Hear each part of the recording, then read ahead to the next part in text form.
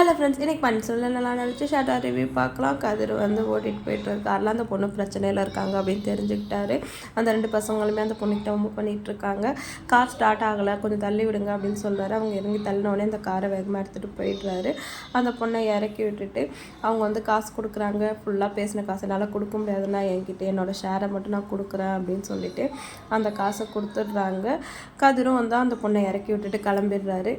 அடுத்த சில ரூமில் தனியாக உட்காந்துட்ருக்காரு. அந்த டைம் பார்த்து போலீஸ்காரங்க ஃபோன் பண்ணுறாங்க. என்ன விஷயமா அப்படி கேட்கவும், நீங்கள் வந்து இந்த மாதிரி நகை திருட்டு போயிட்டு கம்ப்ளைண்ட் கொடுத்துருந்தீங்கல்ல, அவனை பிடிச்சிட்டோம் வாங்க அப்படின்னு கூப்பிடவும், இந்த டைம் வர முடியாது மேம் அப்படின்னு சொல்கிறாரு. நீங்கள் திருட்டு போயிடுச்சுன்னு கம்ப்ளைண்ட் கொடுப்பீங்க, நாங்கள் அரெஸ்ட் பண்ணி வச்சா வரமாட்டிங்களா, உடனே வாங்கன்னு சொல்லவும், சரி நான் எப்படியாவது கூட்டிகிட்டு வரேன் அப்படின்னு சொல்லிட்டு கதிர் சொல்கிறாரு.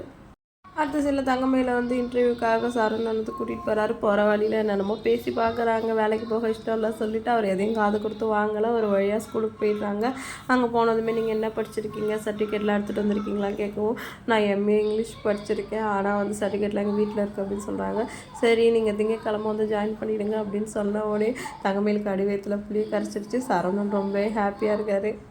அடுத்த கதிர் கிச்சனுக்கு வராரு. ராஜா கூட்டிகிட்டு போகிறதுக்காக ஜாடமாடையாக கூப்பிட்றாரு. அவங்களுக்கு ஒன்றும் புரியல. அவனுக்கு என்ன காஃபி வேணுமா என்ன வேணும்னு கேட்குறாங்க. கோமதி இருந்துட்டு காஃபி வேணா என்கிட்ட சொல்ல வேண்டியது தானடா, அதே வீட்டை கேட்குறேன் அப்படின்னு சொல்கிறாங்க.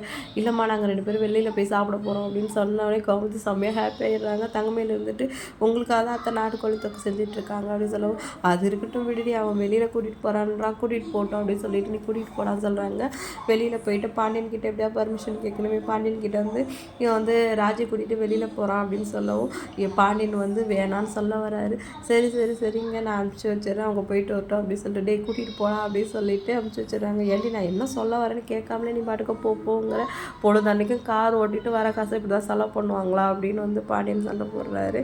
ஏங்க இவங்க 2 பேரும் வெளியில் போயிருக்காங்க, ஆனால் கதிர் இது வரைக்கும் ராஜை வந்து எங்கேயும் கூட்டிகிட்டு போனதில்லை, ஃபஸ்ட் டைம் கூட்டிகிட்டு போகிறாங்கன்னா போயிட்டு வரட்டுமே, நீங்கள் இந்த மாதிரி ஏதாவது பேசுவீங்க தானே அவங்கள பேச விடாமலே பண்ணிட்டேன் அப்படின்னு சொல்கிறாங்க.